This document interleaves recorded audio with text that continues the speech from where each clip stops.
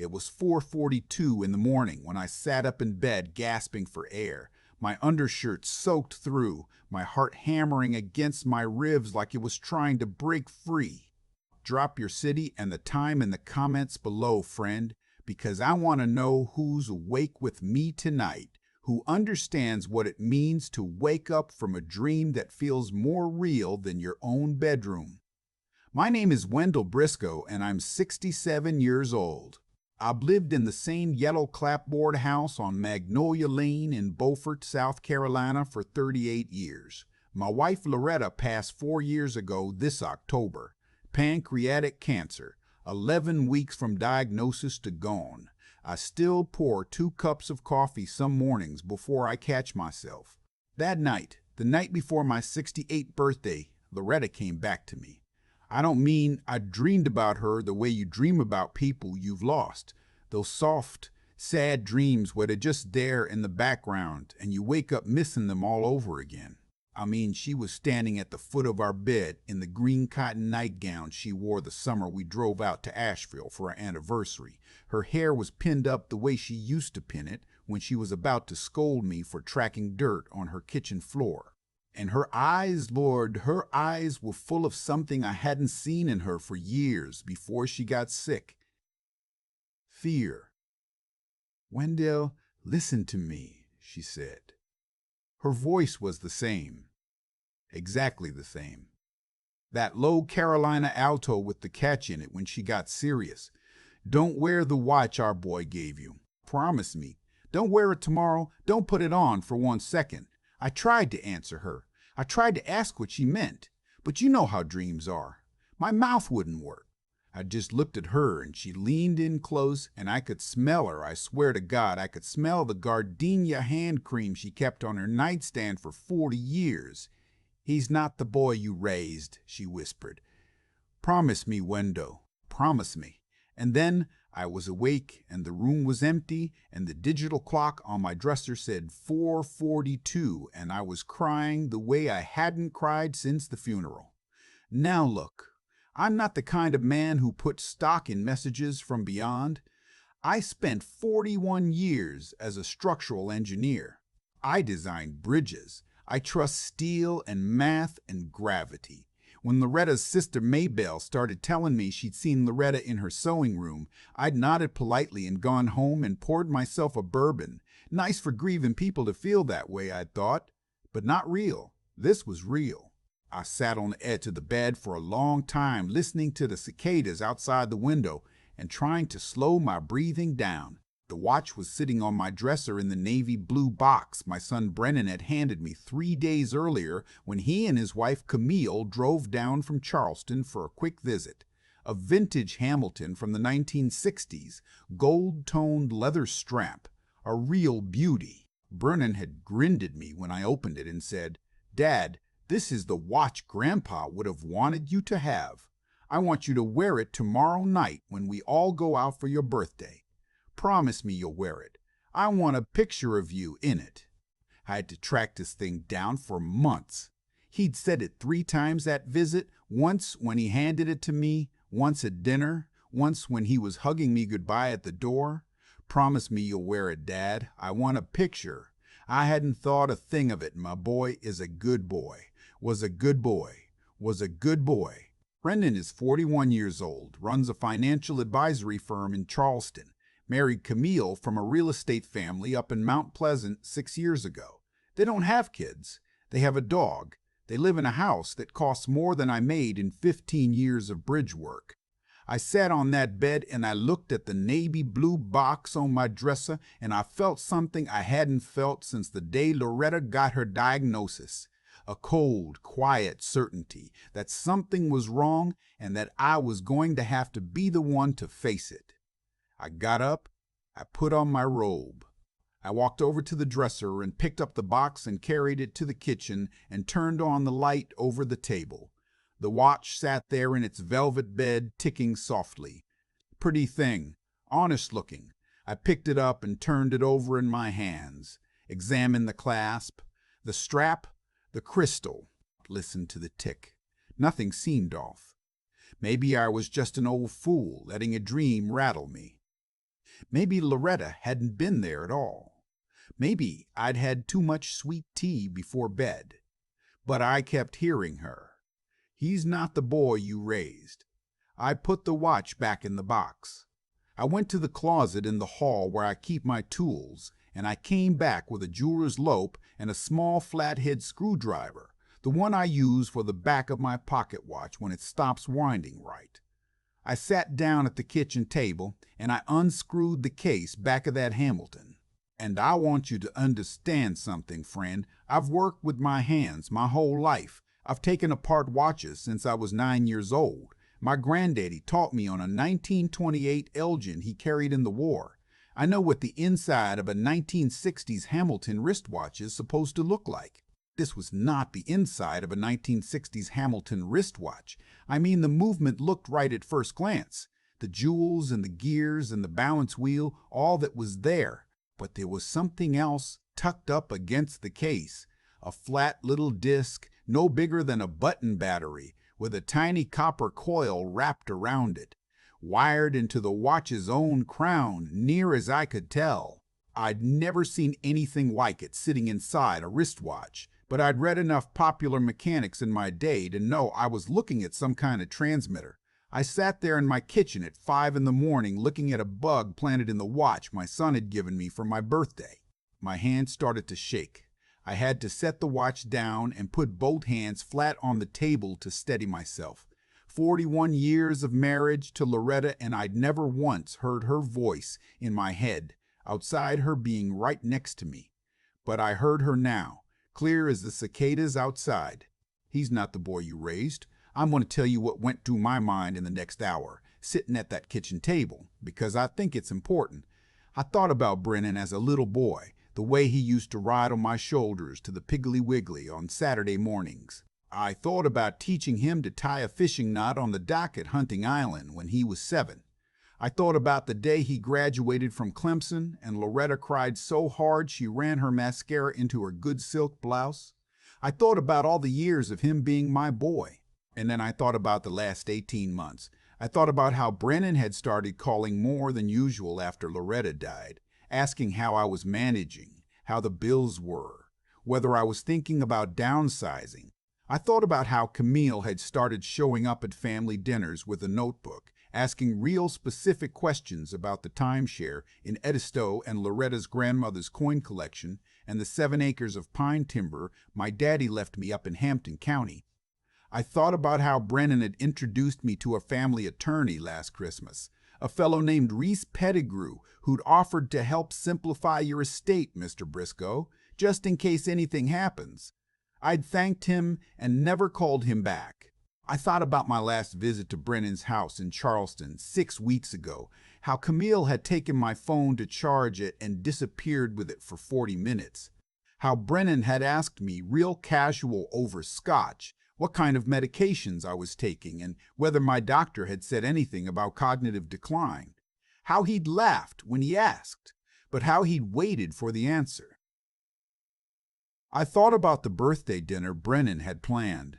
He'd insisted on hosting it at a place called the Oyster Hall on Bay Street, a real fancy spot. He'd told me he was inviting a few people who matter. He'd told me 3 different times to make sure I wore the watch. He'd told me Camille had arranged for a photographer. I sat at that kitchen table until the sun came up over the live oaks in the backyard, and by the time the light hit the kitchen window, I knew 2 things for certain. The first was that my son and his wife were planning something at that dinner, and the watch was part of it. The second was that I was going to go to the dinner anyway, because Loretta hadn't told me to run. She told me not to wear the watch. I had until 7 o'clock that evening to figure out the rest. I called my old friend Tobias Whitmore at 8 in the morning. Tobias and I had played in a Saturday morning tennis league together for 26 years before his knees gave out. He'd retired 3 years ago from the Beaufort County Sheriff's Department, where he'd spent his last decade in financial crimes. I told him I needed him to come over and look at something. He was on my porch in 20 minutes with a thermos of coffee and a worried expression because Tobias has known me long enough to hear something in my voice. I showed him the watch. I showed him the little disc with the copper coil. I told him about the dream. I expected him to laugh at the dream part. He didn't laugh. He looked at the watch under my magnifying lamp for a long time. Then he sat back and rubbed his jaw and said, "Wendell, this is a recording device, a pretty good one, voice activated, near as I can tell. And there's something else." He pointed with the tip of his pen at a second little component I hadn't noticed, tucked underneath the first one. That right there, I'm fairly sure, is a GPS. So whoever planted this wants to hear what you say and know where you are. He looked up at me. "Who gave this to you?" I told him. Tobias closed his eyes for a moment. Then he said, "Tell me everything." So I told him about Brennan asking about my medications, about Camille and her notebook, about the attorney, about the timberland and the timeshare and the coin collection, about the birthday dinner Brennan had insisted on planning, and the photographer and the people who matter, and how Brennan had said 3 separate times that I had to wear the watch. When I finished, Tobias was quiet for a while. Then he said, "Wendell, I've seen this before. Maybe not the watch trick exactly, but the setup. They're building a case. They want recordings of you sounding confused, sounding scared, sounding agreeable to things. They want a paper trail of you in compromised situations.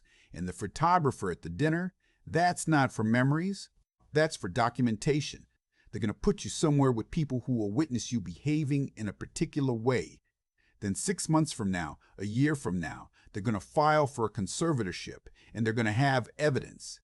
"My boy," I said, "my boy wouldn't do that." Tobias just looked at me with those tired sheriff's eyes and didn't say anything. I sat there on my porch and I felt something break inside me. I'd known. From the moment Loretta said it in the dream, I'd known. From the moment Loretta said it in the dream, I'd known. But hearing another man say it out loud was different. There's a knowing in your bones and there's a knowing in your ears, and they're not the same thing. After a while I said, "Tobias, will you help me? What do you want to do?" I told him. He smiled for the first time that morning. "Wendell, I always knew you had some mean in you." "You hid it well." We had 9 hours. The first thing we did was put the watch back together exactly the way I'd taken it apart, careful as could be. We put it back in the navy blue box on my dresser, just like Brennan had left it. Then Tobias made some calls. By 11 o'clock that morning, we had a man named Devin Yarborough sitting at my kitchen table, a tech consultant Tobias had used in the sheriff's department days, and Devin spent 2 hours examining the watch and explaining to me exactly what it could and couldn't do. Voice activated, range about 30 feet, transmitting to a receiver that had to be within a few hundred yards, GPS pinged every 3 minutes. I asked Devin if he could make me an identical watch with no devices in it. He laughed and said no, but he said something better. He said he could give me a way to make the watch work for me instead of against me. By 2 in the afternoon, I knew exactly what I was going to do. The next thing I did was call my attorney, not Reese Pettigrew. My attorney, a woman named Harriet Beaufain, who'd handled my and Loretta's affairs for 25 years. I drove out to her office in Port Royal, and I sat in her waiting room, and when she came out and saw my face, she canceled her next appointment and brought me back into her office and shut the door. I told Harriet everything, every single piece of it. Harriet is 64 years old, and she does not get rattled. She listened with her hands folded on her desk, and when I finished, she said, "Wendell, I want you to do 3 things today. Wendell, I want you to do 3 things today. I want you to sign a new power of attorney designating someone other than your son. I want you to sign an amendment to your will. And I want you to give me written permission to record everything that happens at your birthday dinner tonight. Because in South Carolina, we are a one-party consent state, and you are the one party. And that recording is going to be admissible in any courtroom in this state." I signed everything she put in front of me. We named Tobias as my power of attorney, Loretta's sister Maybelle as backup. We removed Brennan from being executor of my estate. I signed a document declaring my own competency, dated and witnessed and notarized. Harriet walked me to the door at 4:30 and she put her hand on my arm and she said, "Wendell, I'm sorry." I drove home. I showered. I shaved. I put on the navy suit Loretta had bought me for our 40th anniversary. I stood in front of the mirror for a long time. Then I picked up the navy blue box and I opened it and I took out the Hamilton watch and I put it on my wrist. You heard me right. Devin and Tobias and I had spent the afternoon working out the plan. The watch would record everything I said and did, and it would tell Brennan and whoever else was listening exactly where I was. So I was going to give them a recording. I was going to give them a beautiful, clear recording in front of witnesses of exactly what I wanted them to hear, and I was going to do it at the Oyster Hall on Bay Street at 7 o'clock that evening. I drove down Bay Street with the windows down and the marsh wind coming off the harbor and the sun setting orange over the bridge to Ladies Island, and I felt Loretta sitting in the passenger seat beside me. I know that's a foolish thing for an engineer to say. I'm saying it anyway. The Oyster Hall is one of those old Beaufort buildings with wide plank floors and tin ceilings and lazy fans turning overhead. Brennan had reserved the whole back room. When I walked in, he stood up and gave me one of his big political smiles and clapped me on the shoulder. Camille kissed my cheek and her perfume was sharp and expensive. There were 11 people there. I knew 6 of them. The other 5 included Reese Pettigrew, the attorney, a woman in her 50s with a sharp gray bob who turned out to be a geriatric care manager, a young man with a camera, and 2 of Brennan's business associates from Charleston, whose names I'd never quite catch. "Dad, you wore the watch," Brennan said, beaming. "Let me get a picture." The young photographer raised his camera and clicked. I sat down at the head of the table. I took a sip of my water. I said in a clear, strong voice that I knew the watch was picking up perfectly. "Brennan, before we order, I want to tell everyone here a story. Is that all right?" Brennan smiled the slightly nervous smile of a man who'd carefully planned an evening and was watching the rain start to slip. "Sure, Dad, of course." "Last night," I said, "I had a dream about your mother." The room got quiet. "Your mother came to me and she told me not to wear the watch you gave me. She told me you weren't the boy I raised. I want to tell you weren't the boy I raised. I want to tell you, Brennan, that I spent today thinking about that dream. And I've spent today doing some other things too. I've had this watch examined by a former financial crimes investigator. I know what's inside it. I know it's recording us right now. I know you got a receiver somewhere in this building. I know there's a GPS in it. I know what you've been planning. The conservatorship paperwork, the documentation, the witnesses you brought tonight." I turned and looked at the geriatric care manager. "Ma'am, I don't know what my son told you about me, but I want you to take a real careful look at me right now and ask yourself if I sound like a confused old man." Camille's face had gone the color of skim milk. Brennan's mouth was open, but no sound was coming out. I kept going. My voice did not shake. "Not once. I spent 41 years married to your mother, Brennan. I built bridges. I raised you. I paid for Clemson. When you and Camille bought that house in south of Broad, I lent you $48,000 and I never asked for it back. I have given you everything I have to give. And tonight you sat me down at this table and you put a recording device on my wrist and you brought a photographer and a care manager and an attorney to document me sounding like an old fool so that you could take what's left." I took the watch off my wrist and I set it on the table between us. Face up, ticking. I want you to know that everything I've said tonight is being recorded by my own attorney with my full consent, and it will be admissible in any court in South Carolina. I want you to know that I changed my power of attorney this afternoon. I want you to know that you are no longer the executor of my estate. I want you to know that I have signed a competency declaration that is dated today and witnessed and notarized. I looked at Reese Pettigrew. Mr. Pettigrew, I'd advise you to leave now, before this gets any worse for you professionally." He left. I looked at the photographer. "Son, I don't know what they're paying you, but you're not going to want to be associated with what's about to come out about this evening. Go home."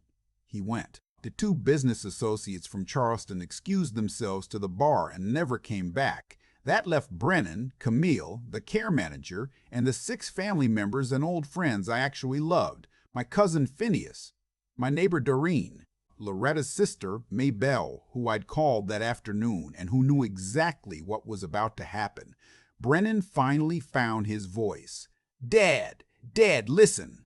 It isn't what you think. You don't understand what's been happening. You've been getting confused. You've been forgetting things, Camille and I. We've just been worried. We wanted to make sure you were taken care of." I looked at my son, my only son, the boy I'd taught to fish and tie his shoes and shave, and I felt my heart break clean in half right there at that table. "Brennan," I said, "stop talking." He stopped. "Your mother loved you more than anything in this world, anything. When she was dying, she made me promise I'd take care of you. I have done that.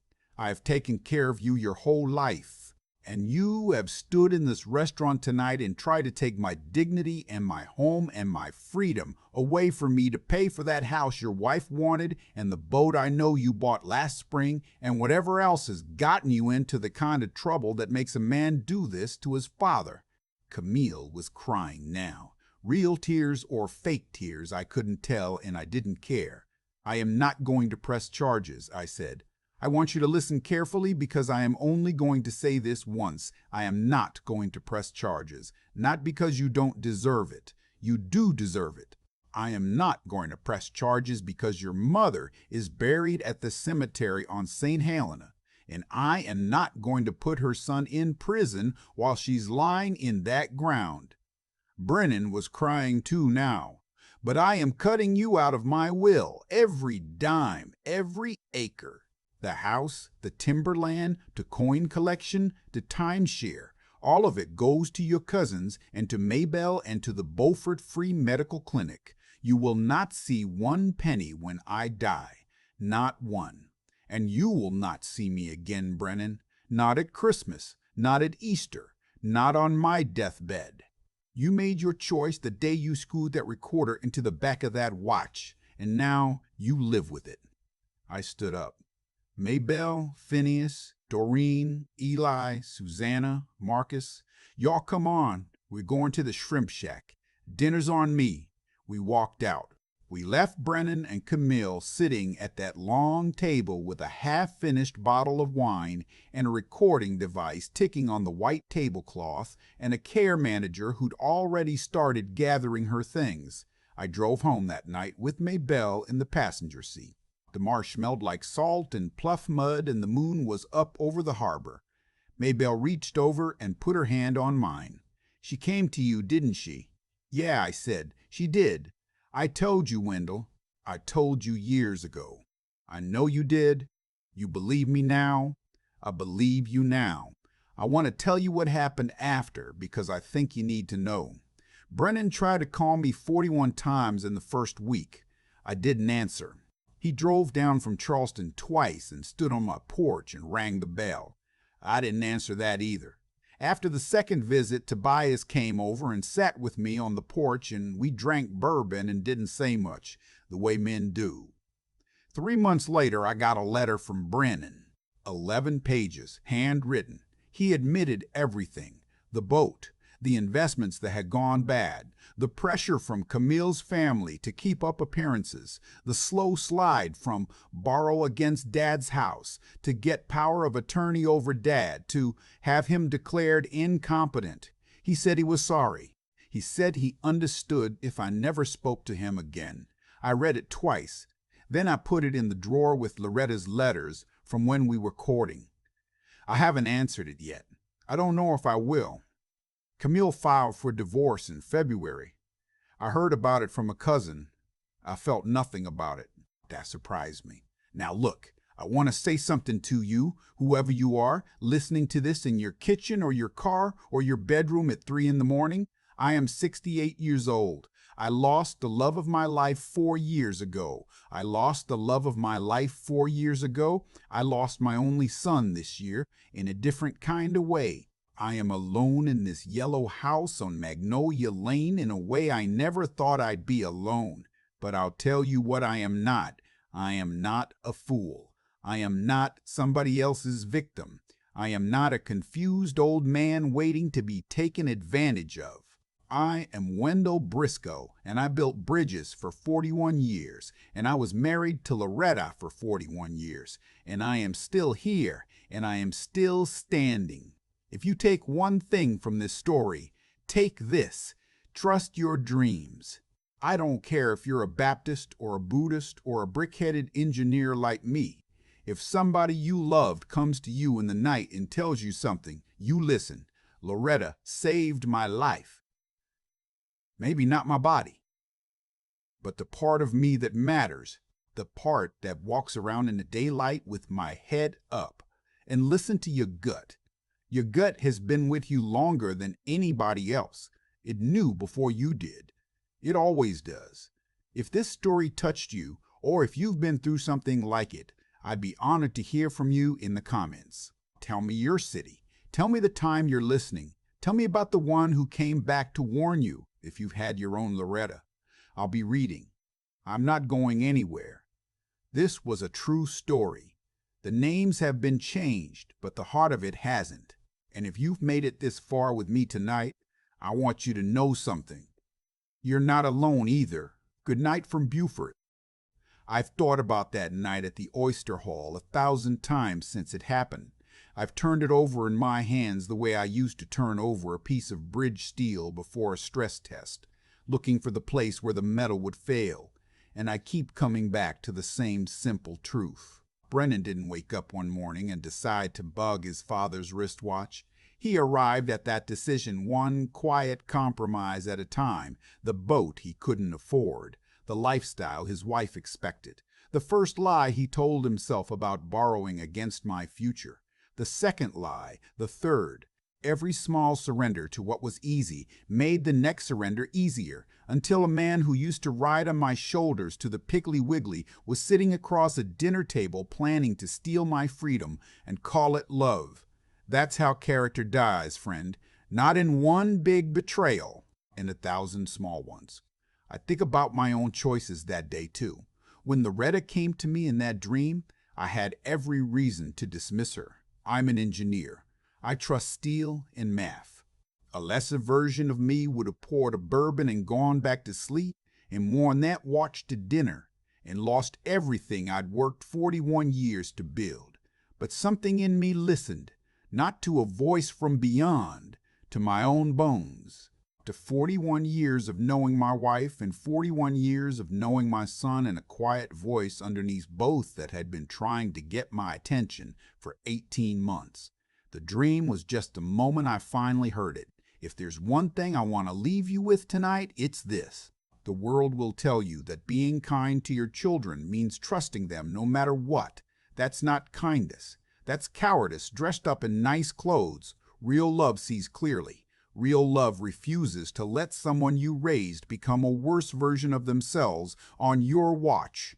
When I cut Brennan out of my will that night, I wasn't punishing him. I was refusing to fund the man he was choosing to become. That's the hardest love a parent can give. Take care of your mind. Sharpen it. Keep reading, keep building things, keep asking questions, even when you're 68 and your knees hurt and the world tells you it's time to sit down. A sharp mind is the one inheritance nobody can steal from you. Take care of your spine. Find your Tobias. Find your Harriet. Surround yourself with people who will tell you the truth when your own family won't, and who will stand beside you when standing alone would be easier. And take care of your gut, that quiet voice underneath the noise of your life, the one that knew before you did. Listen to it, especially at 3 in the morning, especially when you're afraid of what it's telling you. That voice has walked with you your whole life, and it has never once lied. I'm Wendell Briscoe. I'm 68 years old. I'm still standing. So can you.